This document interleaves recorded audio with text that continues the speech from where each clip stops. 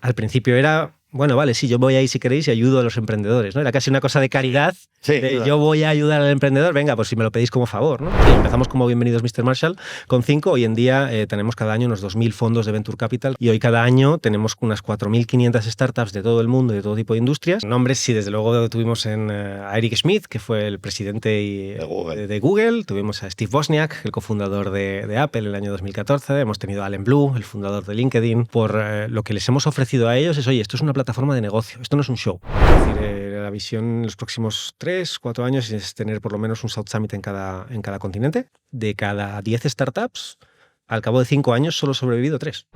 Brasil, Brasil me fascina el carácter de las personas a la hora de emprender. O sea, lo decididos que son de la cultura japonesa es el civismo que tienen como sociedad. Es decir, nos sacan 50 años de ventaja. Creo que se valora muchísimo el talento español. Tenemos una serie de capacidades que creo que nos hacen muy distintos. La necesidad de cada vez más buscar esa internacionalización y conexión entre regiones. Creo que tampoco ha cambiado demasiado y no ha evolucionado la educación como debería haber evolucionado. Estamos todavía viendo el pico del iceberg de la inteligencia artificial y creo que lo único que estamos poniendo el foco es lo malo.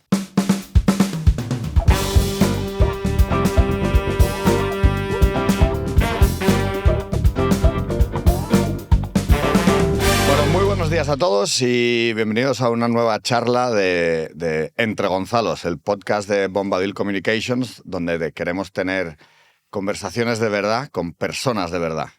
Y hoy tenemos a un gran invitado, a don Nacho Mateo, CEO de South Summit. Bienvenido, Nacho. Gracias por estar con nosotros, tío. Muchas gracias, Gonzalos. Estoy enormemente, es un honor para mí estar con vosotros y súper agradecido de que me hayáis invitado aquí a vuestra casa.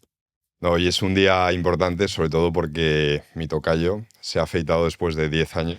Es verdad. Y yo creo que nuestros fans, o sea, es decir, nuestras madres y nuestras hermanas, se han dado cuenta de ello. Pero no, nos hace mucha ilusión. No me reconozco.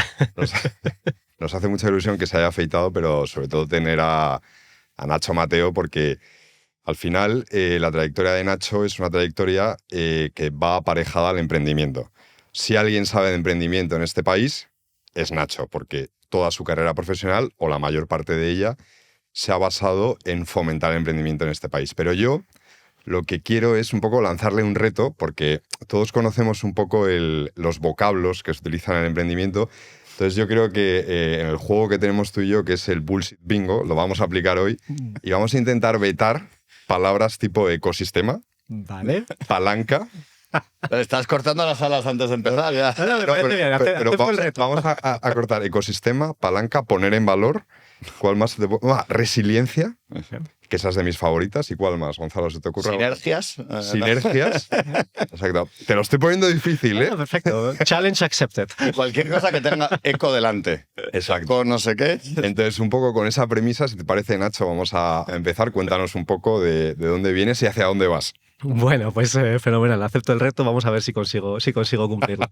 Bueno, yo vengo del mundo del derecho. Yo estudié la carrera de Derecho en la Universidad Complutense de Madrid y en mi antigua vida, siempre digo que en mi antigua vida, yo ejercí de abogado, yo fui abogado, empecé en un despacho de mi familia, de mi tío, poco menos combinándolo con mis últimos años de carrera, pues trabajando por las mañanas y estudiando por las tardes, a media jornada, y ese fue mi primer gran aprendizaje profesional, ¿no? Estuve allí varios años, terminé la carrera, continué allí una serie de años y llegó un punto en el que, bueno, lógicamente, como a toda persona en su vida profesional, pues el cuerpo te pide más, ¿no? Te pide que ya no estás aprendiendo lo suficiente, que necesitas crecer, que necesitas buscar otros horizontes. Pero buscaste un horizonte distinto a la abogacía, porque ya, por lo que sea, no te llenó. Correcto. No me llenaba. También es verdad que el campo en el que yo estaba especializado, que era Derecho Financiero y Bancario, hay ciertos aspectos en los que llegas a un tope de conocimiento y es muy sota caballo rey, y en ese momento ya decidí que, lógicamente, tenía que crecer y buscar otras expectativas profesionales, ¿no? Y decidí pues buscarme un poco la vida en ese momento y decidí pues aplicar un programa que llevaba la Comisión Europea con una serie de becas en la que seleccionaban a 30 personas de Europa para becarles para poder estudiar un programa de posgrado en Asia, ¿no? Concretamente en Japón o en Corea, podías elegir. Y apliqué el proceso, hice mis distintas entrevistas, me llamaron desde la Comisión Europea para ir a Bruselas. Corea del Sur, ¿no? En Corea del Sur, correcto. Correcto. Para ejercer el derecho en Pyongyang es... Que hoy como en Europa no se sabe un poco por dónde van, digo, igual Corea del Norte, ¿no? Totalmente. Pues efectivamente, en Corea del Sur en Seúl o en Japón en Tokio. Y bueno, tuve la suerte de ir avanzando en el proceso, me llamaron de la Comisión Europea, fui a Bruselas ahí con una mano delante y otra detrás a hacer la última entrevista allí en el Parlamento Europeo. Y bueno, tuve la gran suerte de que fui uno de los 30. Pero todo esto, claro, es curioso. O sea, te plantaste tú, o sea, porque alguien te dijo, oye, que es que está este programa, aplicaste y te fuiste al Parlamento Europeo con tu mochila a hablar con quién, con quién hablaste allí. Bueno, hablé con varios comisarios europeos, de hecho, pero sí, como tú dices, es decir, me planté con mi mochila con una mano delante y otra detrás. Tuve una entrevista con un comité, que eran varias personas, además juntas, varios comisarios europeos en los que me entrevistaban. Y hay un pipiolo con 26 años que no sabes muy bien lo que estás haciendo, pero bueno, la entrevista parece ser que fue mejor de lo que yo pensaba, y a las pocas semanas pues recibí una carta de la Comisión Europea diciendo Eso sí que está muy bien. ¿Y te fuiste a Seúl o a Tokio? A Japón. A mí me ha apasionado siempre la cultura japonesa y elegí Japón, y me dieron un plazo de unos meses pues para prepararme para allá. Me becaron, la verdad que tuve la suerte de que me becaban todos los estudios allí, me becaban a un programa de máster en Waseda University, en una de las universidades más prestigiosas de Japón, y tuve la suerte de tener esa grandísima aventura. Y de los 30 que seleccionaron, me imagino que tendrían destinos distintos, ¿o cómo fue aquello? No, éramos 30 en Japón y había seleccionado a otros 20 para Corea. O sea que por lo menos ibas un poco arropado con la gente del programa, no ibas solo. No iba solo, éramos además personas de muy diversas nacionalidades dentro de la Unión Europea. Había holandeses, alemanes, franceses, algún español más, portugueses, es decir, había una buena representación de la Unión Europea, y hicimos un grupo muy, muy bueno de 30 personas que nos fuimos todos allí a la aventura japonesa. ¿Qué tal en Japón la cultura? Supongo que el choque cultural es grande, ¿no? Brutal.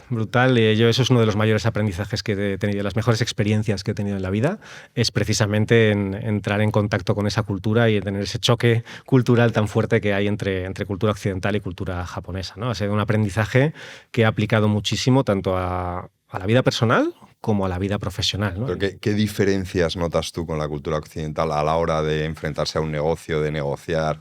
Bueno, ahí está muy vinculado la cultura personal y lo profesional. Es decir, creo que muchas de las culturas personal que tienen como sociedad la aplican también al mundo profesional, ¿no? Es decir, una de las cosas que siempre destaco de la cultura japonesa es el civismo que tienen como sociedad. Es decir, nos sacan 50 años de ventaja en civismo, en concebir la sociedad como priorizar el bien colectivo sobre el bien individual, ¿no? Y eso también lo ves en el mundo profesional. Es decir, tienen anécdotas concretas que os puedo contar muchísimas, ¿no? Es decir, que además que se ve precisamente el cómo es ese civismo en la sociedad japonesa. O sea, un civismo que además se traduce un poco en rituales, ¿no? Exacto. Tienen rituales para absolutamente todo. Totalmente. Y concepciones que a nosotros, cosas que no nos entran en la cabeza, ¿no? Ellos siempre se rigen, y eso es un tema que a mí me encanta, no se rigen por la honorabilidad de las personas, ¿no? Ellos tienen lo que llaman en japonés es meijo, que es el concepto del honor, ¿vale? Que es un concepto que viene de la época samurái de los japoneses, ¿no? Que es la honorabilidad de las personas tiene que estar por encima de cualquier cosa, ¿no?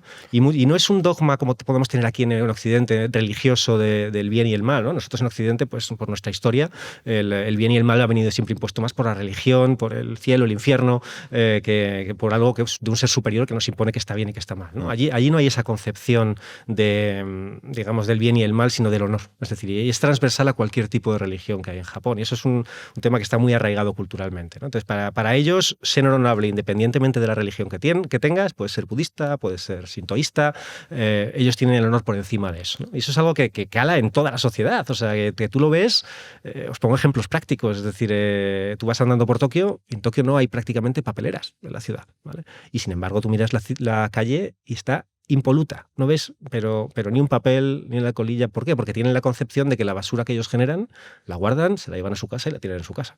Hasta el punto de que la gente que fuma en Tokio, yo lo he visto, lleva una bolsa de plástico en su bolsillo para que cuando termina su cigarrillo se guarda su colilla, se la guarda en el bolsillo y la tirará cuando llegue a casa, ¿no? O sea, son detalles que como sociedad te muestran lo evolucionados que están y eso lo llevan al mundo profesional. Volviendo a la pregunta tuya, Gonzalo, lo lleva muchísimo a la vida profesional. Es decir, el ser humildes, el tratar a las personas sin tratarlas por encima del hombro, es algo que para ellos es básico para ser honorable, ¿no? Independientemente del estatus que tú puedas tener en la sociedad, ¿no? O sea, yo he tenido la suerte de trabajar en Japón cuando acabé el programa del Executive Training Program en una de las grandes 4 firmas de abogados de Asia, de los Big Four, que es Anderson, Mori y Tomotsune, y ahí he tenido la posibilidad de trabajar con gente con un estatus dentro de esa sociedad japonesa espectacular. Además, allí el abogado, el bengoshi, es un cargo súper de alto estatus en la sociedad. Es decir, el abogado allí está mucho más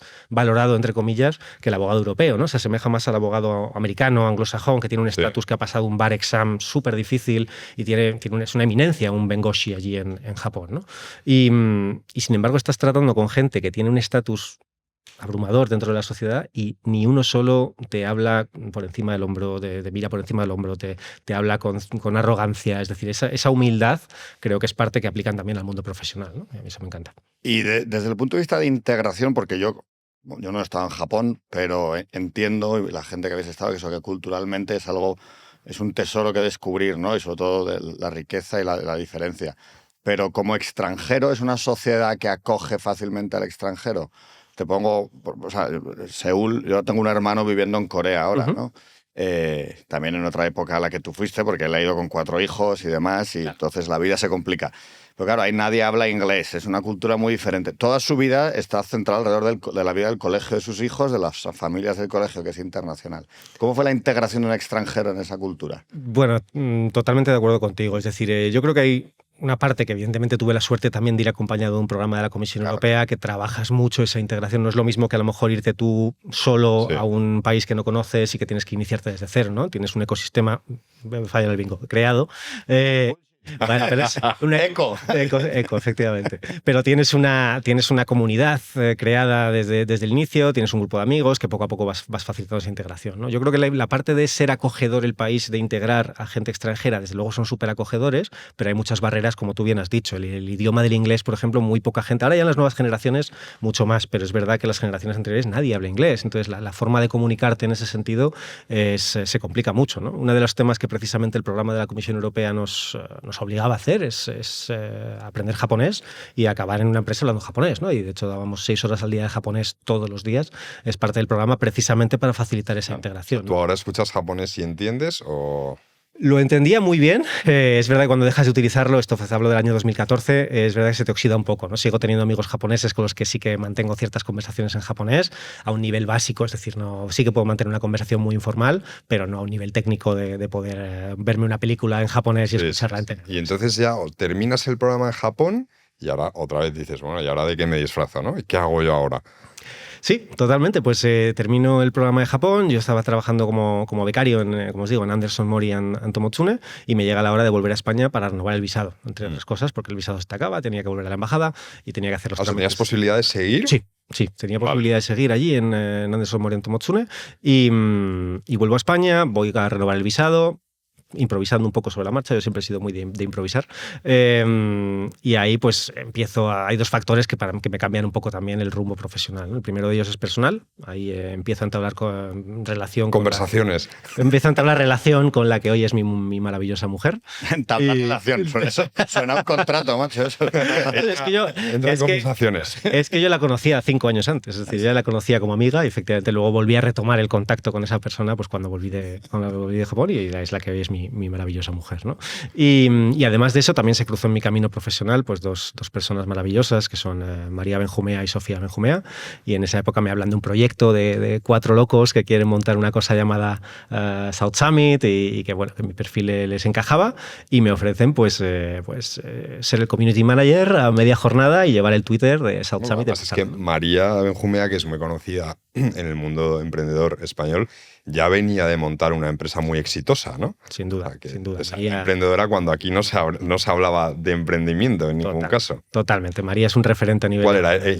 Infoempleo. Infoempleo, efectivamente. María monta Infoempleo, vende Infoempleo, y no contenta con eso, en cuanto termina la venta de Infoempleo se pone ya a pensar en el siguiente proyecto profesional, y es cuando conjuntamente con Sofía decide montar y te dan la oportunidad de involucrarte en el proyecto. Efectivamente. pregunté, me da la oportunidad, me dicen, oye, tenemos aquí una posición, tenemos el Twitter de South Summit que queremos empezar y, oye, media jornada y a lo mejor te puede interesar. Y yo, como siempre... Community manager raso, ¿no? Digamos. Sí, totalmente. Bueno, de community manager media jornada a CEO. Es una buena historia, ahora vamos a ir a eso. Bien, Sí, Nacho, bien sí, totalmente, pero yo creo que el camino se hace andando, ¿no? Y yo siempre he sido muy de decir que sí a todo y no pensar demasiado en las consecuencias, ¿no? Es decir, di que sí, empieza ahí, mira a ver cómo va la cosa. Y luego ya vemos. Y ya vemos. ¿Volviste a Japón por esa oportunidad o más por la que ahora es tu mujer?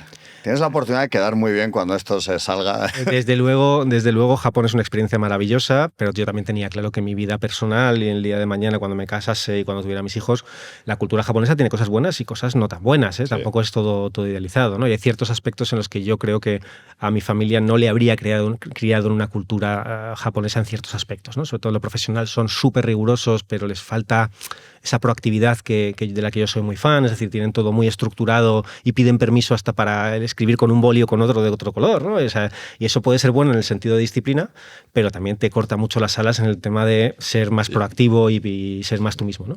Y bueno, yo tenía claro que sí, que antes o después iba a llegar una etapa en la que querría volver a España. Entonces, ahí tomaste contacto por primera vez con el mundo del emprendimiento en el South Summit. Cuando llegas, ¿qué te encuentras? ¿Qué piensas? ¿Qué era South Summit por esa época? Porque ahora es un pepino de empresa, pero en esa época era... Bueno, South Summit en esa época era un movimiento creado por María. María tiene un carácter que ante todo lo que busca es el bien colectivo, y María para lo que creó South Summit, sabéis que empezó en el año 2012. Es interesante lo que dices, es un movimiento, empezó siendo un movimiento y eso es muy interesante. ¿No entra el bullshit bingo? No, porque el concepto... Y os explico por qué, y además con un propósito muy concreto. Es decir, María monta o empiezan a pensar Sofía y María South Summit en el año 2012. Punto álgido de la crisis económica aquí en España, 55% de desempleo juvenil. O sea, y María, por lo que crea South Summit, y siempre lo ha dicho, es la vocación que tiene por su país, por fomentar la economía del país. Es decir, ¿cómo puedo yo ayudar a España a bajar esa tasa de desempleo, ayudar a que se cree empresa? Que al final es lo que fomenta la economía, es la generación de empresa, generación de empleo, generación de impuestos, generación de economía basada en el empresario. Y María monta South Summit con la visión de decir, venga, ¿qué necesita un emprendedor para poder salir adelante y por lo menos tratar de facilitarle en la medida de lo posible conexiones que le hagan crecer y que le hagan convertirse en una gran empresa? ¿Vale? Y ese es el objetivo de South Summit. Entonces, ¿qué hacemos? Pues reunimos a una serie de fundadores, de emprendedores, y lo que claramente identificamos es que ellos necesitan, por un lado, acceso al capital, ¿vale? Acceso a los fondos de inversión, que son los que les dan esa inyección de capital para poder desarrollar sus próximas etapas de crecimiento, y por otro lado, que María siempre lo ha tenido entre ceja y ceja, el involucrar en esa misión a las grandes corporaciones. Es decir, cómo la gran corporación tiene que interactuar. ¿Qué personas creyeron en el South Summit en primer lugar? Porque eso es muy interesante. O sea, ¿quién os dio alas para empezar a crecer? Bueno, desde luego las primeras, las fundadoras, María y Sofía, lógicamente tenían pleno convencimiento de esto, ¿no? También dentro del IE, del Instituto de Empresa, Juan José Güemes, que es el vicepresidente del Centro de Emprendimiento e Innovación, desde el inicio apostó por South Summit y vio claro que esto iba más allá de simplemente un encuentro con 4 emprendedores y que esto lo que iba a generar era un impacto en la sociedad, ¿no? Un impacto en la sociedad. En la mesa. Perdón, si no os ha visto, acabo de pegarle una patada a la mesa. Os pido perdón a todo el mundo. Sobre todo a Nacho, que le he cortado. No, tranquilo. Pero bueno, digamos que Juan José Gómez también lo empezó a ver desde un ángulo no solo desde el punto de vista del emprendedor actual y de los que están ahora mismo en el mercado emprendedor, sino también desde el ángulo de la educación, ¿no? Y el cómo la universidad tiene que implicarse también en esas partes más bajas de la educación para formar a la... Ahí entraremos porque el tema de la educación creo que es un tema muy relevante, pero sobre todo, más allá de la persona institucional tipo Juan José Güemes, tipo María Benjumea, etcétera, o sea, ¿qué emprendedores, digamos, fueron los primeros que dijeron, oye, yo quiero en esto, os voy a ayudar? Pues hubo muchos en ese momento. Los fundadores de Jovan Talent son unos de ellos. Penavío, Juan Urdiales, etcétera. Correcto, Jovan Talent, Cabify, Juan Antonio, sí. Grandes emprendedores que a día de hoy son los grandes referentes del ecosistema emprendedor de España. Bullshit. La comunidad emprendedora en España. Claramente son gente que apoyó desde el inicio y que ellos, como eran los primeros, realmente en el año 2010 hacia atrás prácticamente no había este mundo, ¿no? Y eran 4 mundo, en los que entre ellos se conocía a todo el mundo, y cuando creamos este movimiento dijeron, oye, me sumo a esto, yo apoyo. Claro, una oportunidad brutal. Es que eso es verdad, porque a día de hoy emprender, o sea, las nuevas generaciones no quieren encontrar un trabajo, quieren crear su propio trabajo. Sí. Pero hace 10 años no era tan de moda. De hecho, a tus padres si le decías, oye, voy a emprender, te decían, chaval, tú, ¿sabes? Vete a una corporación a trabajar y deja de hacer el... Totalmente, y eso ha cambiado muchísimo, incluso desde el punto de vista de la gran corporación que tú mencionas. Al principio, cuando empezábamos a hablar con las grandes empresas para decirles que era fundamental que ellos estuvieran implicados en esta triangulación para que ellos también adoptaran innovación y tecnología para poder ser mucho más ágiles y poder crecer con agilidad dentro de sus departamentos de innovación, al principio era... Bueno, vale, sí, yo voy ahí si queréis y ayudo a los emprendedores, ¿no? Era casi una cosa de caridad, Sí, yo voy a ayudar al emprendedor, venga, pues si me lo pedís como favor, ¿no? Y hoy en día la situación es muy distinta. La situación es que... Al final vosotros cogisteis el movimiento emprendedor desde el principio y luego todo eso, de repente yo creo que ni vosotros mismos llegasteis a calibrar el grado de crecimiento exponencial que iba a tener, ¿no? Entonces, y ahí un poco, yo creo que llega un poco mi siguiente pregunta, que es, porque claro, como todo segmento, digamos, del trabajo tiene su propio lenguaje. Evidentemente en el sector emprendimiento lo tenemos muy claro cuál es, pero a mí me gustaría un poco separar el grano de la paja. O sea, es decir, ¿qué hay de cierto en el emprendimiento y qué no? O sea, ¿qué es ficción y qué no? Porque ahí lees los periódicos y te das cuenta que hay una nebulosa de empresas que entran, que salen, que si vamos a hacer una ronda de financiación, que si dices, oye, sí, rondas de financiación, pitch comerciales, pitch no sé qué, concurso de pitch, pero oye, ¿cuándo se trabaja aquí? ¿Sabes? Quiero un poco que nos desgranes un poco qué hay de verdad y qué hay de mentira en este sector. Bueno, lo primero es como en cualquier otro sector que crece, ¿vale? En cualquier otro sector que tú te encuentres, da igual que sea emprendimiento, que sea construcción, siempre tienes gente que tiene mucho foco y que son muy buenos profesionales y que evolucionan y que crecen y que realmente tienen un rigor profesional brutal, y hay otros que se quedan en la superficialidad, que son más piratas, que son más de bullshit, como tú bien dices, ¿no? Y lógicamente en el mundo del emprendimiento no está exento de eso, ¿vale? Eso para empezar. Dicho esto, ¿vale? El mundo del emprendimiento es cierto que con el boom que ha habido a nivel mundial, yo creo que efectivamente ha habido cierta romantización del emprendimiento, en el sentido de que se piensa o se ha dado a entender, sobre todo a las generaciones más jóvenes, ¿no? que el emprendedor es un chaval de 20 años que está en su garaje en Silicon Valley y que de la nada, sin estudios, sin nada, pues crea un Facebook o un Snapchat. Y eso es verdad que ha ocurrido. Es verdad, tú ves al fundador de Snapchat y lo hizo con 20 y pocos años, ves a Mark Zuckerberg y lo hizo. Pero lo que se visibiliza es la excepción, no la regla. Y la genialidad, porque estos... Perdón. No, pero yo estoy contigo, que es una excepcionalidad. O sea, es como los actores. Todo el mundo quiere ser Leonardo DiCaprio, pero por cada Leonardo DiCaprio hay 1 millón de tíos trabajando de camareros en Los Ángeles, ¿no? Entonces... Ahí das en el clavo, Gonzalo. Es decir, hay una parte que se ha romantizado y que parece que todo el mundo, simplemente por ponerte un hoodie de tú con el logo de tu empresa y por tener un garaje y tal, vas a tener éxito, y para nada. O sea, y cuando luego te das de bruces con la realidad. Y la realidad es que hay unos datos y unas estadísticas que son demoledoras. Y es decir, a nivel mundial, os hablo, de cada 10 startups, al cabo de 5 años solo ha sobrevivido 3. Es decir, estamos hablando de un 30% de tasa de supervivencia al cabo de 5 años. 7 de cada 10 mueren. Es duro, es muy duro crear algo. Es duro, y luego hay un componente también de madurez y de experiencia profesional que también se obvia mucho, ¿vale? La gente se piensa que con 20 años ya es el perfil del emprendedor y está súper alejado de la realidad. O sea, realmente si tú analizas en todos los estudios mundiales que hay de emprendimiento, la edad media de un fundador está entre los 38 y los 42 años. Claro, gente que tiene ya experiencia y sabe... Gente que tiene experiencia, gente que ha trabajado en gran corporación, gente que sabe cómo funcionan los procesos, gente que sabe que cuando vas al mercado te vas a pegar un tortazo, gente que sabe que la rentabilidad de la empresa es lo prioritario. Y es verdad que ha visto una necesidad de mercado, porque con 20 años muchas veces o tienes una idea brillante, pero no sabes qué... Pero si tienes experiencia profesional has detectado que hay necesidades sin cubrir, ¿no? Y ahí te lanzas, ¿no? Totalmente, y esa madurez desde luego es un activo que es fundamental para cualquier empresario, ¿no? O sea, y Gonzalo también lo decía, ¿no? El tema de las rondas de inversión y tal, y ahí es un tema que también es decir, por supuesto la inversión es fundamental, ¿vale? La inversión para cualquier emprendedor, sobre todo en una etapa temprana, es el capital que te inyectan para precisamente poder seguir creciendo, ¿no?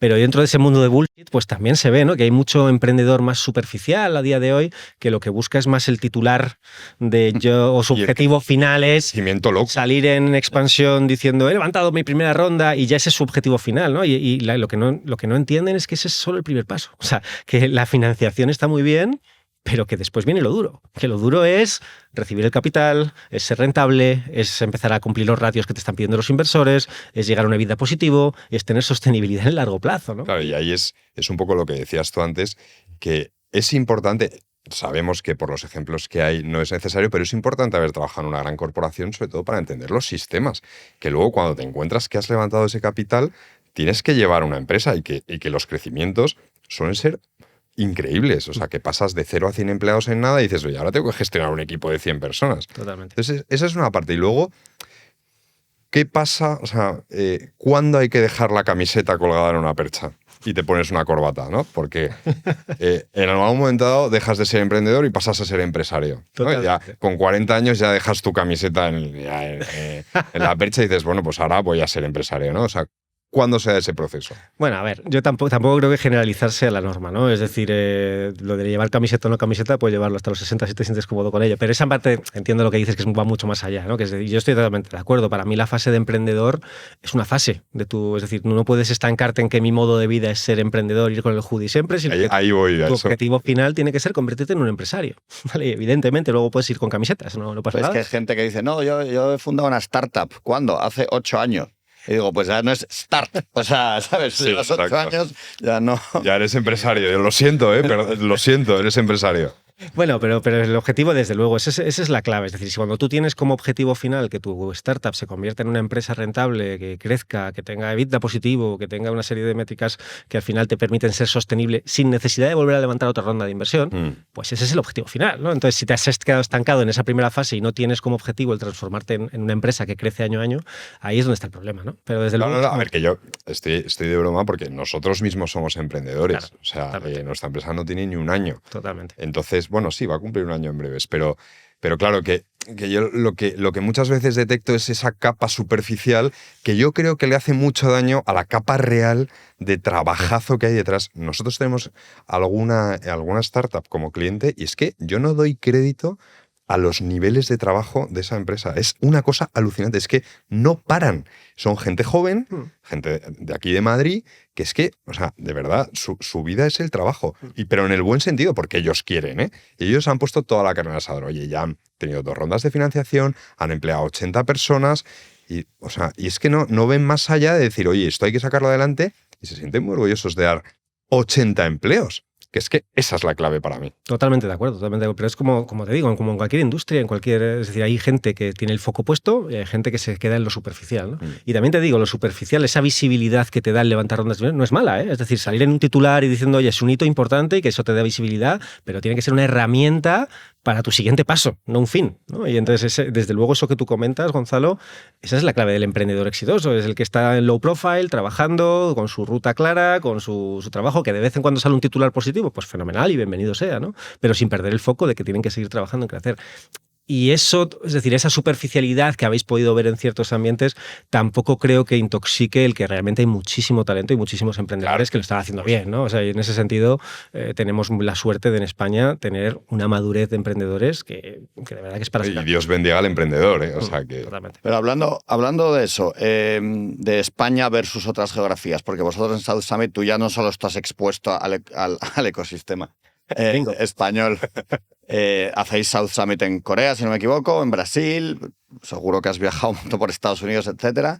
Me interesa saber tu opinión del emprendedor de España o el mundo del emprendimiento de España versus otras geografías, otros mercados, ¿no? ¿Cuáles son las diferencias o qué hacen bien allí y mal aquí o al revés? Como nos ven... ¿no?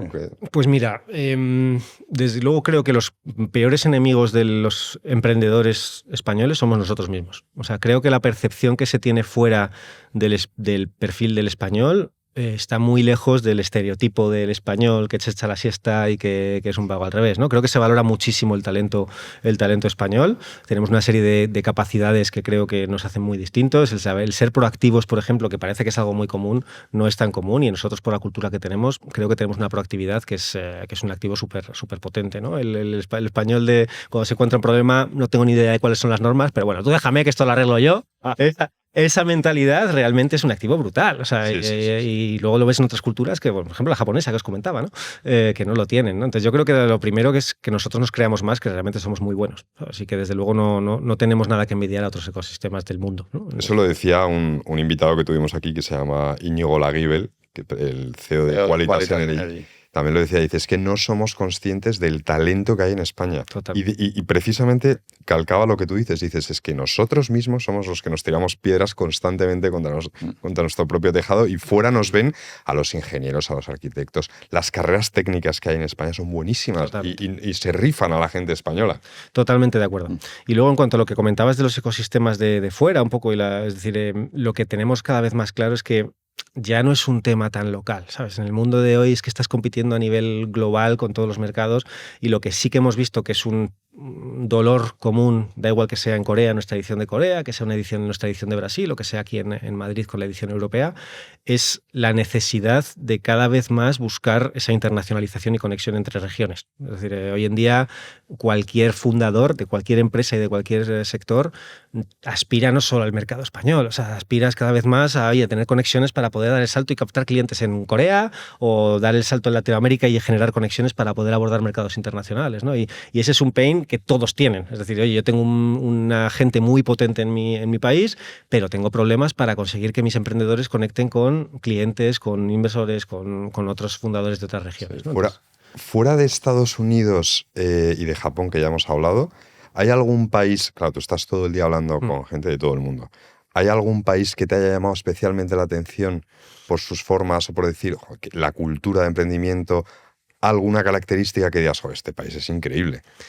Hay muchos, y dependiendo de qué aspectos, ¿no? Por ejemplo, Brasil me fascina el carácter de las personas a la hora de emprender. O sea, lo decididos que son, en el sentido de no tener de cero miedo al riesgo y de yo me lanzo y a ver qué pasa.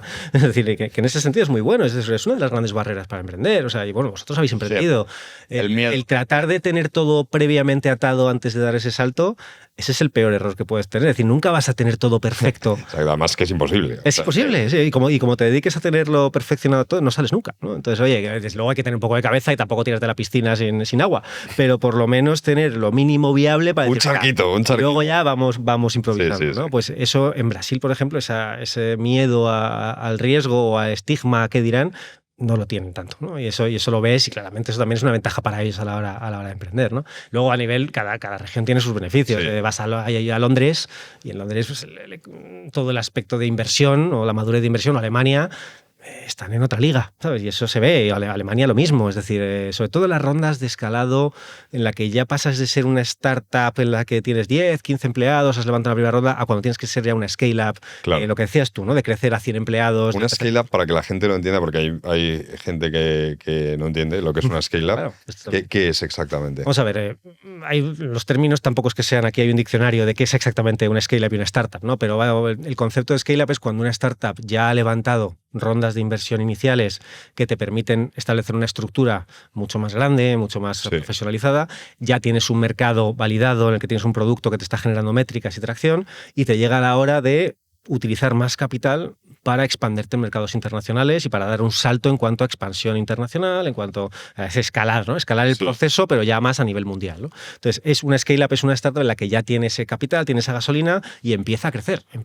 Pasa de tener un equipo de 10 personas en la que todos se conocen a tener un equipo de 100, 150, 200, 500, y sobre todo hay características comunes en las scale-ups, ¿no? O sea, una scale-up normalmente se considera alto crecimiento cuando llevas 3 años seguidos teniendo un crecimiento económico de doble dígito. Hay una serie de condicionantes que te marcan como que ya eres una startup que estás empezando a ser empresa, ¿no? Y ese es un poco ese punto intermedio.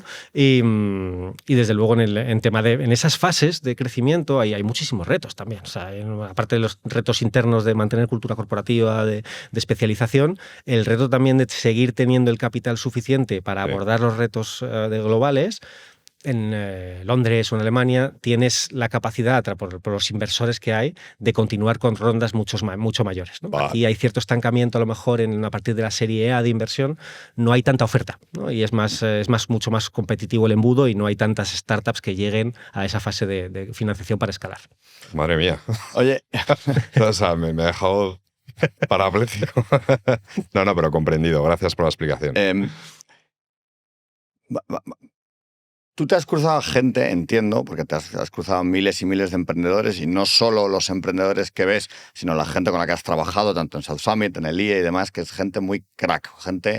¿Nos puedes compartir a alguien que te ha llamado la atención, alguna persona, algún emprendedor o alguna cualidad que hayas visto en ciertas personas a tu alrededor que digas, joder, tendríamos que ser más así todos, ¿no? Este tío me ha sorprendido por esto o por tal.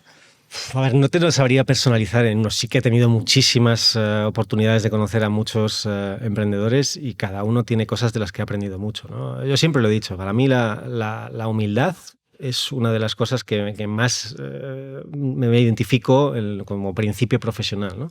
Y sí que he tenido ocasiones en South Summit, por ejemplo, hemos contado con muchos emprendedores que vienen pues, a alguno de los cócteles que tenemos previos, ¿no? Y que empiezas a hablar con esa persona y no tienes muy claro de dónde vienen y empiezas a hablar con él, entablas conversación, una persona súper tranquila, súper humilde, y cuando me doy la vuelta y le pregunto, ¿y quién era este chico? No, este chico es una persona que vendió su compañía por $2.000 millones. Claro. Y ahora mismo, pues bueno, está creando una segunda compañía y bueno, es un millonario conocido en Estados Unidos que acaba de hablar conmigo como si fuera el estudiante universitario, y esa humildad, o sea, para mí ese trato personal de saber mantener los pies en la tierra independientemente de los éxitos profesionales que hayas cosechado, a mí es que me parece que es de los mejores valores que cualquier persona puede tener independientemente del estatus que ostente, ¿no?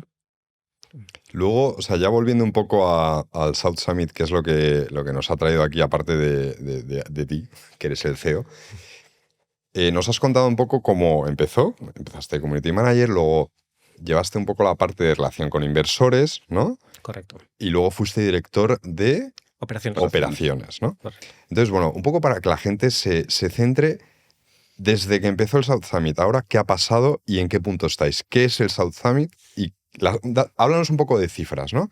¿A quién llegáis? ¿A quién habéis ayudado? Inversión, etcétera.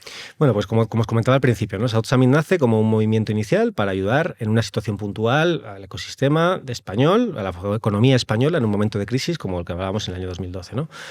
A partir del año 2014 es cuando realmente empezamos a ver que esto empieza a crecer internacionalmente, hasta el punto de que al principio en 2012 nos llamábamos Spain Startup, muy local, muy enfocado en España, y cuando cambiamos el nombre a South Summit fue el 2014. ¿Por qué South Summit? Porque empezamos a enfocarnos en los ecosistemas del sur, South Europe y Sudamérica, ¿no? Digamos, lo que queríamos era, en esa época estaba muy de moda Silicon Valley, estaba muy de moda Londres, y quisimos también reflejar que lo mismo que tiene Silicon Valley también lo tenemos en los ecosistemas del sur, ¿no? Precisamente es salir de nuestro complejo y de demostrar que tenemos talento, que tenemos todo lo que hace falta para también crecer económicamente, ¿no? Y ahí renombramos South Summit, y claramente en el 2014 empezamos a crecer, nos movemos a la Plaza de Toros de las Ventas, empezamos a crear allí la edición cada vez más internacional, y lo que nos damos cuenta es que año tras año, al principio empezamos con 5 inversores americanos que parecíamos los de Bienvenido Mr. Marshall, ¿sabes? Que les íbamos paseando por los americanos, y es verdad. Saludamos. Hemos conseguido 5 fondos americanos que vengan, claro, les tratamos allí, te presento a tal, y lo que nos dimos cuenta es que al año siguiente, en lugar de venir 5, vienen 10. Claro. Y al año siguiente vienen 20, y al año siguiente vienen 100, ¿no? O sea que realmente lo que vemos es que efectivamente los primeros interesados en conocer a la gente que emprende aquí y el talento y son ellos, porque realmente tienen un caladero de empresas en las que pueden invertir y pueden sacar rentabilidad, y fue creciendo de forma muy natural, evidentemente con nuestra estrategia y con nuestro foco claro de seguir uniendo y atrayendo cada vez más. Claro, ahí es donde voy. O sea, para que expliques exactamente qué hace el South Summit por la gente, por los inversores, por los emprendedores. Pues South Summit lo que hacemos es básicamente triangular entre lo que consideramos los 3 principales actores. Voy a ver si consigo sacar el bingo. Sí, es decir, con triangular estás triangular, la delgada línea roja. Consideramos que hay 3 grandes bloques: emprendedores, inversión y grandes corporaciones. Aunque luego alrededor hay muchos más. Está la universidad, están las instituciones públicas, hay otra serie de actores, ¿no? Pero digamos, nuestro foco siempre ha sido el asegurar que se generan conexiones de negocio entre esas 3 patas, ¿vale? Y digamos que lo que hacemos es, traer cada vez más fondos de capital riesgo. Hoy en día, empezamos como Bienvenidos Mr. Marshall, Marshall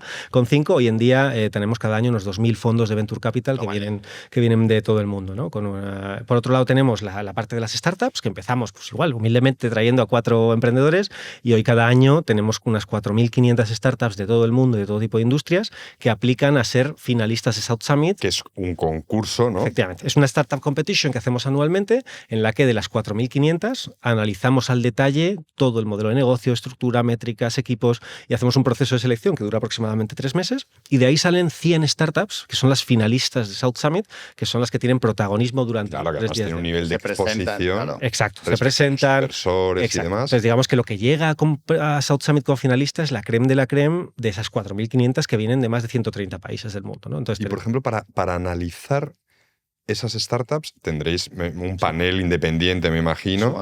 Súper buena pregunta. Y además ahí ya empezamos a cumplir el objetivo de lo que hablábamos, de esa triangulación, ¿vale? Es decir, de las 4.500, nosotros la competición es gratuita, pero nosotros les pedimos una información en el formulario de registro bastante completa. Sí. Modelos de negocio, métricas, inversiones, equipos, con los perfiles de LinkedIn. Y con toda esa información hay 2 fases de selección. Cerramos la competición y hay una primera fase que dura aproximadamente 2 meses, en la que 5 jurados independientes evalúan las 4.500 una por una. Se van leyendo y hay una serie de criterios que ponemos, oye, el equipo, ¿qué nota le damos? Las métricas de crecimiento económico, ¿cuánto tienen?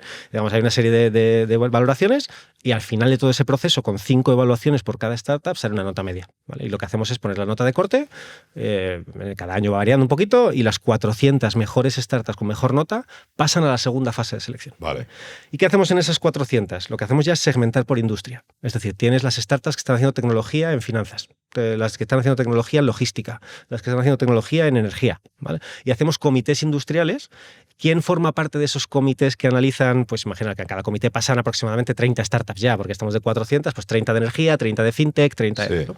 Y en esos comités los formamos con los fondos de inversión que invierten en esa industria y los directores de innovación de las grandes compañías con las que trabajamos. Es decir, en el comité de finanzas está el director de innovación de BBVA, está el director de innovación del Banco Santander, es decir, las compañías. ¿Por qué? Porque les implicamos precisamente... Los grandes decisores. Y son los que saben perfectamente qué tecnología necesita la gran corporación para decir esto me vale, esto es bullshit, esto no. ¿Vale? Con lo cual es un filtro natural en el que al final de ese proceso las 100 finalistas ya tienen un match brutal entre los inversores, la corporación y lógicamente el resto de actores, ¿no? ¿Son todo tecnológicas? ¿Hay alguna que no sea de base tecnológica? A ver, principalmente, es decir, una cierta base tecnológica tienes que tener, ¿vale? Porque, y sobre todo, y es verdad que el mundo del Venture Capital, la inversión del Venture Capital... se basa mucho en precisamente yo poder meter un capital y que luego esto pueda escalar a nivel internacional y me pueda hacer un multiplicador de por 10, ¿no? Entonces, si no tienes cierta base tecnológica... Escalarlo es mucho más difícil. Es muy difícil. Es decir, una pyme se diferencia de una startup que tienen cierto componente tecnológico que sin necesidad de replicar esa misma inversión, pues puedes llegar a mercados internacionales. Eso es lo que diferencia una cadena de peluquerías de una startup, ¿no? Que tú para abrir más peluquerías puedes hacerlo, pero necesitas otro local, otros empleados. Es mucho más difícil, mucho más lento, ¿no? Escalar. Entonces, cierta base tecnológica siempre tienes que tener para que tengas una buena valoración por parte de los fondos de Venture Capital, que al final, insisto, las startups que están allí son las que tienen mayor potencial para los que buscan los inversores, ¿no? Entonces ahí digamos que es una selección natural, por así decirlo. A mí me parece alucinante, digamos que el South Summit tenemos claro que es un evento por y para los emprendedores, pero luego alrededor del South Summit hay un millón de cosas, entre ellas los speakers, ¿no? La gente que va a hablar... Sí. Que a mí es lo que más me alucina, la gente que ha ido a hablar. Ahora di 4 o 5 nombres para que la gente entienda el grado, el nivel de llegada que tenéis, que yo lo que quiero saber es cómo contactáis con esa gente. Bueno, es increíble. Eso, mira, a ver, nombres sí, desde luego tuvimos a Eric Schmidt, que fue el presidente de Google, tuvimos a Steve Wozniak, el cofundador de Apple en el año 2014, hemos tenido a Allen Blue, el fundador de LinkedIn, hemos tenido... Claro que esto en vuestros sectores son semidioses, ¿no? Sí, como levitando. Son los grandes líderes del mundo tecnológico, ¿no? Y emprendedor, ¿no? O sea, y ahí una muy buena pregunta, es decir, y además estamos en una época en la que cada vez, y dentro de ese bullshit que hablábamos al principio, ¿no? Cada vez hay más bullshit de, no, el speaker profesional que viene aquí a darnos una charla motivacional y tal. Nosotros siempre hemos tenido muy claro que las personas que vengan a hablar a South Summit tienen que ser personas que vengan, primero, porque tienen experiencia en la industria, y segundo, que vengan por negocio. Es decir, no vienen para cobrar su fee de speaker, porque nosotros normalmente no pagamos fees de speakers, y nosotros lo que hacemos es, oye, si a ti te interesa estar aquí porque tu trayectoria profesional te interesa estar en contacto con gente del mundo de la tecnología, con otros fondos de inversión, es por lo que vienes, ¿no? Entonces, muchas veces ha sido por lo que les hemos ofrecido a ellos, es, oye, esto es una plataforma de negocio, esto no es un show, esto no vienes aquí a dar una charla a una vez, sino que aquí lo que fomentamos es la conexión de negocio, el networking, y siempre hemos primado mucho más eso que la parte de conferencia. O sea, nosotros la conferencia, evidentemente las charlas están muy bien, pero la gente que ha venido a las charlas cuando ha venido de alto nivel es porque detrás había un interés en, oye, quiero conectar también con este emprendedor que tenéis en la competición, o me encantaría que me introdujerais a este fondo de inversión porque aprovecho mi visita a España para hacer negocio. Entonces, para nosotros ese ha sido siempre el ángulo de aproximación a las grandes... Es un baremo de... foro de acción, no es de filosofía y discusión, es totalmente, de acción. ¿No? Totalmente. La gente que ha ido demuestra que es un baremo que mide el éxito que estáis teniendo. Totalmente. A ver, y siempre hay que tener también un poco cierta parte de contenido de formación, es decir, que no todo tiene que ser emprendedores que ya tienen su startup funcionando, y hay muchas veces que efectivamente pues, estudiantes o chicos que les interesa el mundo de emprendimiento, también intentamos dar cabida en el contenido a que por lo menos puedan aprender un poco, tener nociones básicas de cómo funciona este mundo, sí, claro, y diferenciar lo bueno de lo malo, ¿no? Que eso también es fundamental. Ahí es un poco donde queríamos entrar, que lo hemos hablado antes Gonzalo y yo, es hablando de formación, un poco en el mundo de educación, ¿no? Sí, bueno, a ver, porque para que la gente sepa, Nacho, además del South Summit, has tenido 2 etapas, ¿no? Una que llegaste director de operaciones, luego diste el salto a trabajar para el IE, una de las grandes instituciones educativas de España, y ahora has vuelto al South Summit como CEO. Y la parte de educación a mí me llama mucho la atención, ¿no? Además, bueno, por firme creyente en el sector y en que es el verdadero ascensor social, pero desde un punto de vista económico o de posicionamiento global de España, creo que el sector educativo, y de Madrid en concreto, puede ser de los sectores, digamos, más reconocidos o que tienen más empuje internacional. Y encima tu labor era, corrígeme si me equivoco, precisamente construir esa marca en el mundo del IE, ¿no? Entonces, quería de verdad ver cómo ves tú el sector educativo y cómo nos ven en el mundo y cómo conseguiste tú posicionar al IE o ayudar a posicionar al IE que ahora es uno de los grandes focos de atracción de extranjeros hacia España, hacia Madrid, ¿no? O sea, bueno, a ver, en ese sentido estoy súper de acuerdo contigo en la importancia de la educación, ¿no? Dentro de España, y de posicionamiento de España a nivel de educación es un referente, ¿no? Eso sin duda. Y dentro del IE yo he tenido la suerte de trabajar en un oasis de la educación, también todo se ha dicho. Yo no soy responsable de que IE tenga la marca que tiene hoy en día, porque IE ya viene desde hace muchas décadas siendo una institución líder a nivel mundial, ¿no? Pero yo he tenido la suerte de poder también vivir el emprendimiento desde el ángulo de la educación, ¿no? Desde el ángulo de, oye, qué valores se fomentan a los chicos para que no crean que esto es fácil y que tengan realmente una experiencia muy buena, ¿no? Y ahí tengo luces y sombras, es decir, dentro del IE, por supuesto, es una maravilla, porque uno de los 4 valores fundamentales que tiene IE es emprendimiento e innovación, y eso se inculca a todos los estudiantes, independientemente de que estudies en la escuela de negocios, o en la escuela de derecho, o la escuela de arquitectura, siempre tienes una parte de innovación y emprendimiento, cosa que es fantástica, ¿no? Y desde luego eso ha generado una marca en España, no solo con IE, también hay otras escuelas de negocio que son líderes en Europa, en IES, ESADE, es decir, hay una serie de grandes escuelas de negocio que han dado mucho prestigio y que siempre están en el top de ranking mundial de grandes escuelas de negocio, no solo en Europa, sino en el mundo, ¿no? Pero también es verdad que hay que ser conscientes de que eso es, una vez más, una excepción a la regla, ¿vale? Yo aquí también soy muy crítico a veces con el tema de la educación y el emprendimiento. Hay que serlo. Creo que, vamos, yo la generación nuestra, que somos más o menos de la misma quinta, creo que ninguno de nosotros, cuando llegamos a la universidad, teníamos 0 conocimiento de cómo funciona, de qué es emprender. O sea, que llegamos y cuando salimos. No te iba a decir que yo, vamos, a mi primer trabajo seguía igual. O sea. Totalmente, ¿no? Y eso es algo que desde luego no tienes que fomentar desde antes de la universidad. O sea, y no hablo de emprendimiento técnico ni mucho menos, pero el que por lo menos te abran una puerta y te digan, oye, este mundo existe, esto es una cosa que se llama que es un fondo de inversión. Es decir, por ejemplo, ¿tú crees que de qué carecemos y qué crees tú que es importante fomentar? Por ejemplo, educación financiera, ¿no? ¿Qué estás diciendo? Totalmente. De educación básica, es decir, creo que, y no solo de temas técnicos, como digo, de qué es un fondo de inversión, qué es una aceleradora, sino también de valores. Es decir, lo que hablábamos antes del miedo al fracaso, ¿no? Del estigmatizarte de, no, es que como yo fracase,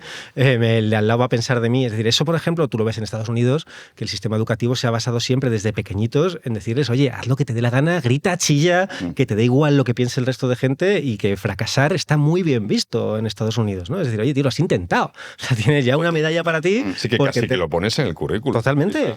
Fracasé 2 veces. Exacto. Porque la mayoría de los que triunfan fracasan antes. Lo que pasa es que pegar el pelotazo a la primera no es tan fácil. Y esa estigmatización que en España tenemos de, es que van a pensar, mira, te la has pegado, te lo dije, el te lo dije es... Sí, el con rencor. Exacto. ¿Por qué? Sí. Pero porque él no, esa persona que te dice el te lo dije no ha tenido el valor de hacerlo él, ¿no? Entonces, esa parte creo que no se inculca lo suficiente en los chicos jóvenes, o sea, y creo que si realmente nosotros en nuestra generación o se inculcase desde cualquier colegio el que tú te puedes lanzar a la piscina, luego le digo, en el mundo de emprendimiento es duro, ¿eh? O sea, no todo el mundo vale para emprender, pero el hecho de que por lo menos llegues a una etapa universitaria simplemente sabiendo que ese mundo existe y que a lo mejor te puede interesar, para mí ya habría sido un salto brutal en poder decidir yo, y a lo mejor yo no habría estudiado Derecho y habría estudiado otra cosa para tratar de estar antes en ese mundo. Yo sé que tú eres un gran amante de la tecnología, ¿no? Llevas toda la vida. De hecho, leyendo tu currículum he visto que tú montaste tu propia empresa en casa de tus padres. Sí, que cumpliste el cliché del garaje, ¿no? Digamos. Claro. El cliché del garaje, aunque pegándome tortas con el mercado también, ¿eh? Pero sí, esa anécdota es muy buena.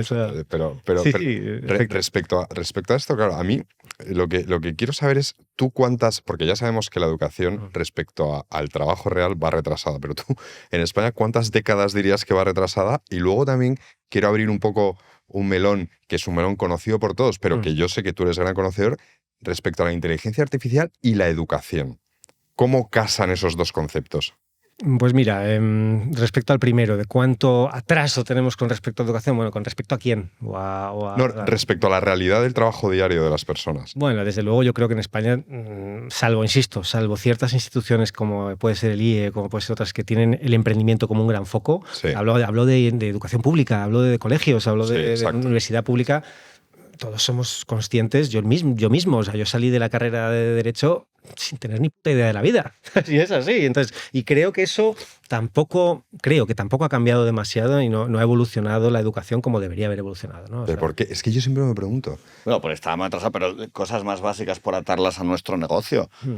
Nosotros que nos dedicamos a la comunicación, y una de las cosas que hacemos es formar a gente para que hable en público, pero a CEOs, emprendedores y demás, que les das un micrófono y se bloquean. Yeah. Digo yo, claro, no es su culpa, es que nunca en la vida, ni en la universidad, le han obligado a salir a exponer. Entonces, claro, la gente tiene pánico porque no lo han hecho nunca.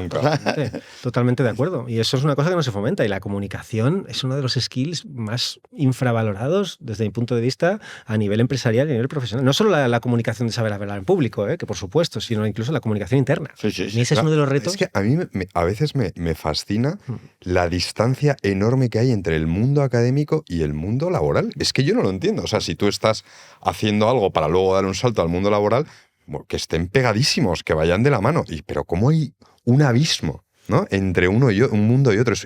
Yo no lo entiendo. Sí, estamos de acuerdo. En ese sentido, una vez más, hay casos y casos, ¿vale? Pero en la educación pública, desde luego, y a nivel medio, desde luego yo estoy totalmente de acuerdo que si no trabajas o estudias en un gran oasis de la educación, como puede ser, como en mi caso ha sido el IE, creo que efectivamente hay mucho que hacer ahí, ¿no? Y no solo a nivel universitario, sino a nivel, insisto, preuniversitario. O sea, un chico de 15 años, cuando estás fomentando valores fundamentales, creo que hay temas muy profundos ahí que hay que cambiar. Sí.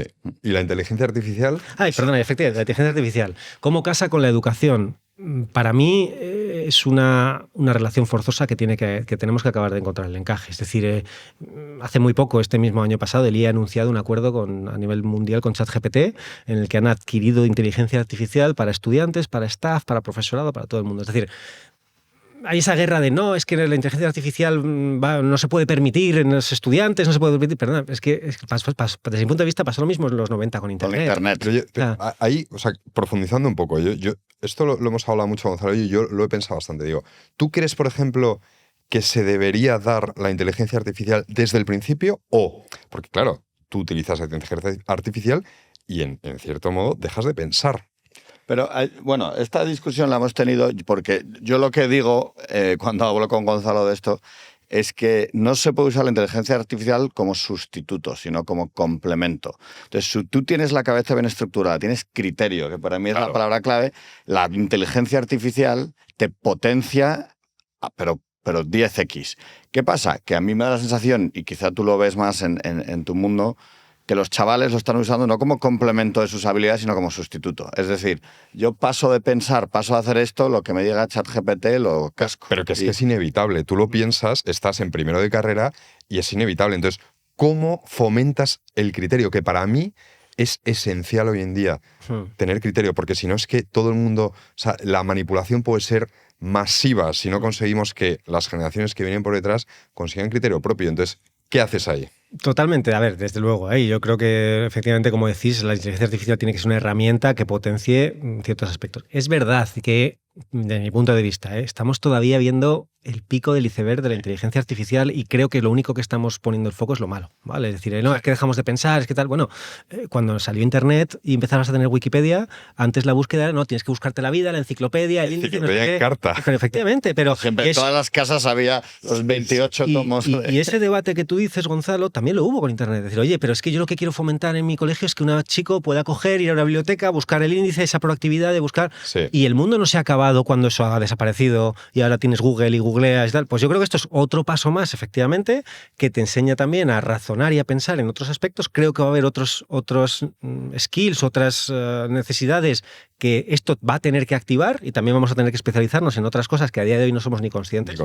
Y creo que eso también irá saliendo. Pero precisamente estoy totalmente de acuerdo con lo que dices. Y nosotros, o sea, somos pro inteligencia artificial, pero creo que es muy importante relacionarlo con la educación y de ahí viene mi pregunta. O sea, es decir, yo creo que los primeros que se tienen que poner las pilas son las instituciones educativas de todo tipo y condición. Total. Porque claro, o sea, les ha venido esto. No, es que, claro, me han hecho un trabajo y es que lo han hecho con ChatGPT. Hombre, claro, es que tiene 13 años y lo que quiere es salir a pegar patadas al balón. Entonces, búscate una solución para que eso no pase, ¿no? Pero no es solo una solución. Yo creo que es que esto va a alterar el sistema en sí. Claro. O sea, la forma de enseñar va a tener que ser radicalmente distinta. Por eso digo, busca una solución, busca una alternativa para que adquiera los mismos conocimientos, pero utilice otras cosas, la oralidad, ¿no? Digamos. Por ejemplo, que eso. Y no olvidemos el otro papel que tienen las instituciones, las universidades, que es la investigación. Es decir, la herramienta de la inteligencia artificial para que esto fomente la investigación y que las próximas tecnologías o investigaciones o el research que va a salir de ahí, gracias a la potencia de la inteligencia artificial, va a ser brutal. O sea, el próximo Isaac Newton que salga de cualquier universidad con la inteligencia artificial va a acelerar el proceso y eso es la parte buena. Entonces, que sí, que a lo mejor hay menos pensamiento crítico, ya, pero es que también hay otro lado de la moneda, ¿no? Entonces, evidentemente, el equilibrio cuando luego empieza es muy complejo y lo mismo pasaba cuando salió Internet. Es que se van a cargar las agencias de viajes porque es que Booking.com o Airbnb. Sí, pero luego al final, ¿qué ha pasado? Oye, siguen existiendo agencias de viajes a día de hoy, se han adaptado, han buscado un equilibrio y ese equilibrio yo creo que se da de forma natural. Tampoco puedes decidir tú, no, es que esto tengo que poner esta barrera, o eso se da de forma natural y se va adaptando. Yo estoy de acuerdo en eso porque esto, vamos, desde que se creó la máquina del vapor, los luditas, ¿no? Que se cargaban las máquinas y demás, y es verdad que toda nueva invención al final genera mucho más progreso, riqueza y demás. Para mí la gran diferencia con esta revolución es la velocidad, la revolución de la inteligencia artificial. Porque la máquina de vapor pues tardó 50 años en implantarse, Internet tardó 10, pero es que esto es de un año para otro, va a volar. Y entonces, la sociedad no tiene que adaptarse a un cambio tan acelerado, que me parece la verdadera barrera. Yo creo que a la larga va a ser positivo, pero claro, el cambio es muy rápido. Yo creo que es un poco, o sea, va por ahí la cosa, pero también es más profundo, porque todos los inventos que hemos mencionado han eficientado sistemas de producción. Esto ha sustituido al pensamiento. Es la primera vez que ocurre. Nunca ha pasado.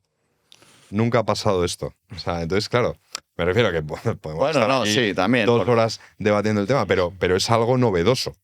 Sí, o sea, pero bueno. Ahora, por primera vez en la vida, digamos, los trabajos que se llaman de cuello blanco están amenazados. Bueno, pero con Internet también, ¿eh? O sea, Internet al final había un erudito que sabía de un tema y tenía un trabajo y lo sustituyó Google. Y dijo, no, es que esto lo sabe Google. O sea, yo te entiendo tu punto, pero insisto, o sea, nos fijamos siempre en lo malo.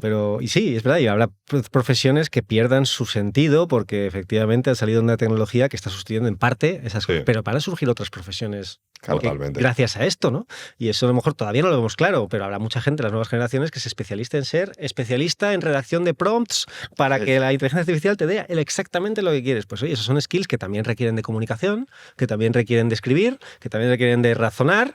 y que eso, si la inteligencia artificial sin eso no va a funcionar tampoco. Totalmente. Pero es un complemento y es una evolución, ¿no? A mí me tiene... O sea, yo estoy siempre expectante a qué es lo nuevo que va a pasar, porque cada día me quedo más loco. Eso es una cosa increíble. Y desde luego lo que dice Gonzalo, la velocidad, y en eso estoy totalmente de acuerdo. La velocidad exponencial a la que esto está creciendo y va evolucionando da vértigo, pero a mí desde luego a la vez también te da... Estamos viviendo una época que creo que somos muy afortunados de vivir esta nueva ola que viene. Sí, o sea, yo me siento que estamos como en los 90 cuando empezaron Internet y que realmente en la edad en la que estamos y el mundo profesional en el que estamos, creo que somos afortunados. O sea, yo soy de los que pienso que somos afortunados porque no tenemos ni idea de lo que va a venir ahora en los próximos No años. tenemos ni idea. Yo pienso que no tengo ni idea.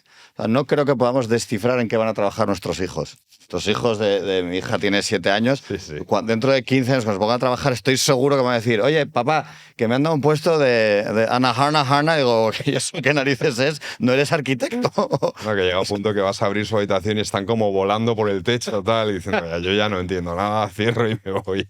Pero sí, es increíble. Entonces, del South Summit ya hemos hablado, estáis presentes en Madrid, en Corea del Brasil. Sur, en Seúl y en Brasil. En Portugal. Y queréis abrir nuevos territorios. Sí, la visión que tenemos un poco es de seguir conectando regiones por el mundo. Es decir, la visión en los próximos 3-4 años es tener por lo menos un South Summit en cada continente y que eso sea casi como un circuito de interconexión entre distintas regiones, ¿no? Es decir, que tú sabes que todos los meses de marzo estamos en Latinoamérica, en Brasil, que todos los meses de junio llevamos a toda la comunidad de 34.000 startups que somos ya, pues llevarles a Europa. Después de Europa llevamos a nuestra comunidad a Asia, de Asia vamos a Norteamérica, de Norteamérica vamos a África, y esa es un poco la visión que tenemos, ¿no? Porque al final eso se retroalimenta. Es decir, el brasileño está deseando conectar con mercado coreano, el coreano necesita que sus startups se internacionalicen y den el salto a Europa, y al final es una retroalimentación en la que todos ganan. Fantástico.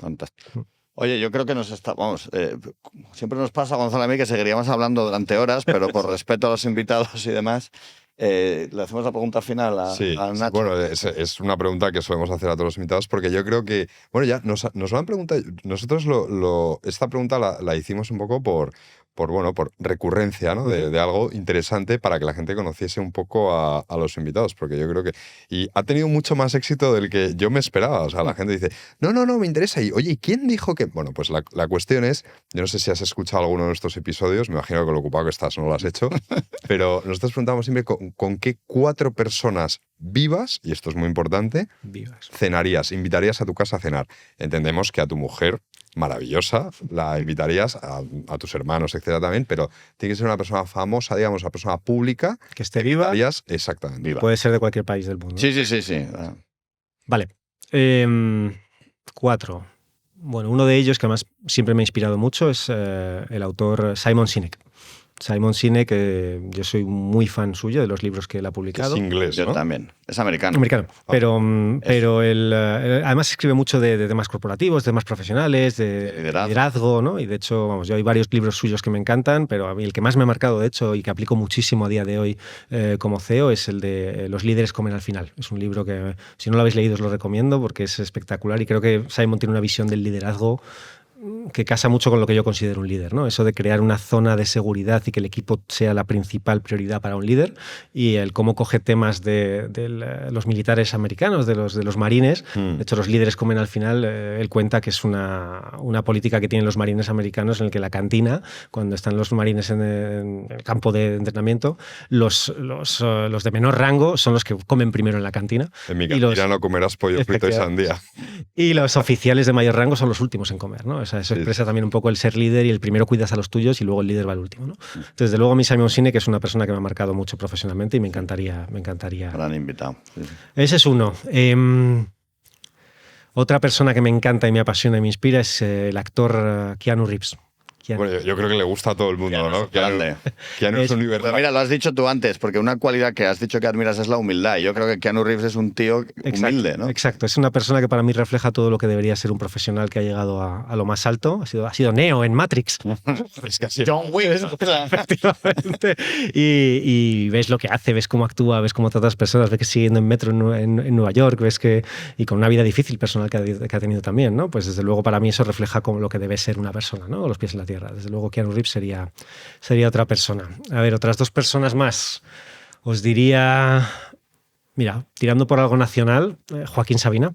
Hombre, Joaquín, hombre, sí. Joaquín Toda la final a Sabina, tope. desde luego, a mí me parece que me lo pasaría de puta madre en una cena con él, creo. Nos tomaríamos unos tequilas en esa Creo que, cena. hombre, divertido, no te tienes que aburrir con No, esto. No te aburres, yo creo, con él, y además la gracia que tiene para contar. Estando en las antípodas de su ideología política, pero es una persona que creo que te entenderías de maravilla y creo Talento, que efectivamente. ¿no? descomunal. Efectivamente, Sabina, yo, bueno. yo desde luego Sabina me encantaría y un cuarto que también me inspire y que me encantaría conocer en mis sueños, os diría, mira, Jack Ma.